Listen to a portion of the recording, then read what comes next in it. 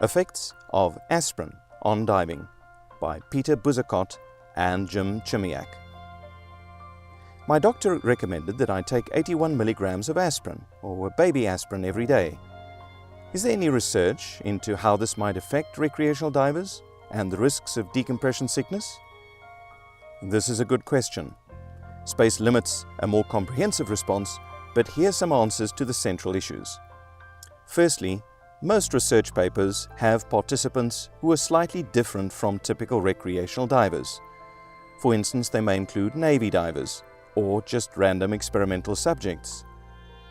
The environmental conditions may also be different, such as hyperbaric chamber dives rather than actual wet or submerged dives.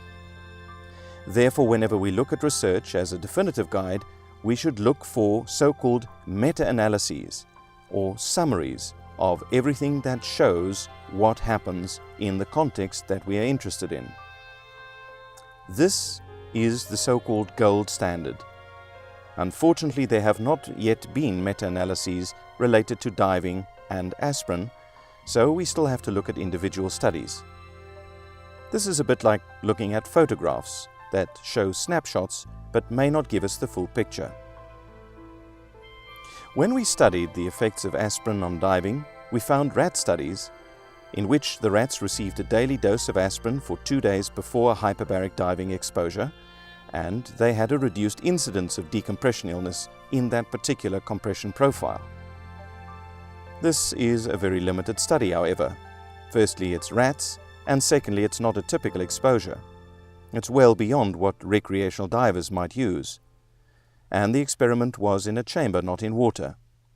The dose was also very high, and the signs of DCS in rats are different from those seen in recreational divers. Nevertheless, it does seem to suggest that aspirin might have a protective effect, at least in rats. A recent ruling of the USDA Food and Drug Administration is relevant as well. In 2014, the FDA denied an application to recommend a daily dose of aspirin for the primary prevention of heart attack and stroke. Previously, the FDA had approved aspirin for secondary prevention, in other words, for patients who had already had a stroke or heart attack.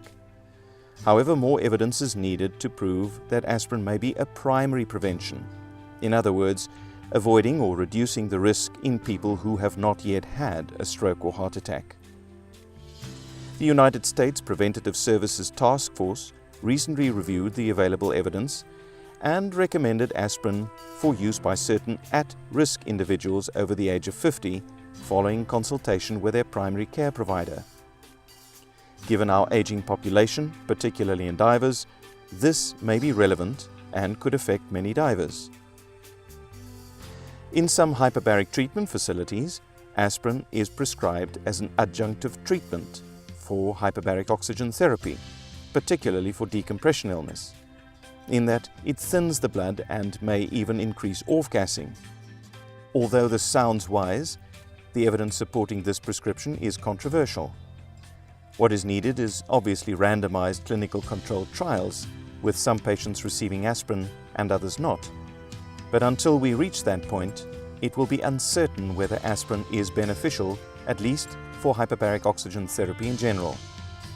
Regarding regular pre-dive administration, such as in divers who take aspirin every day, this remains a vexing question. As mentioned previously, even the decision to take aspirin on a daily basis is not clear-cut. It must be discussed with a diver's physician, and the risks and benefits should be considered. Even with a large body of evidence supporting aspirin in preventing cardiovascular disease and some cancers, the risk of gastrointestinal and intracranial bleeding offsets that potential benefit. Introducing your desire to dive into the discussion may also have an impact on the decision whether or not to take low-dose aspirin.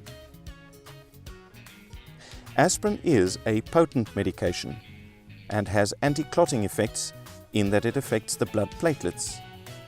Platelets form a major part of clotting functions, and the effects is even seen with small doses or baby aspirins, which is supported by multiple studies.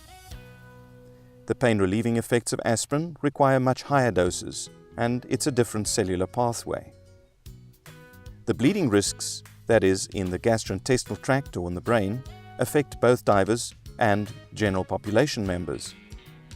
So the problem is to consider whether divers have unique difficulties, such as potential injuries from barotrauma or severe neurological decompression illness.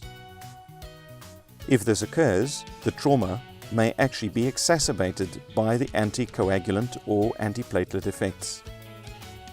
Many diving experts are specifically concerned about hemorrhage in neurological tissue, such as the spinal cord or inner ear. As a result, the risk-benefit may not be as favorable as one might think. Non-steroid anti-inflammatory medication, such as ibuprofen and other related drugs, may have the same mechanisms as aspirin and may be used in conjunction with hyperbaric treatment, particularly of mild or pain-only decompression illness.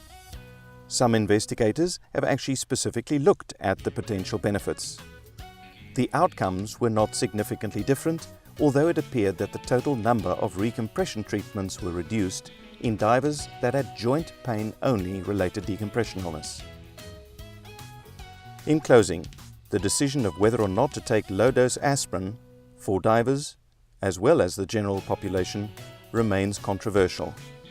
It should be individualized, and if it is taken, conservative diving should be undertaken.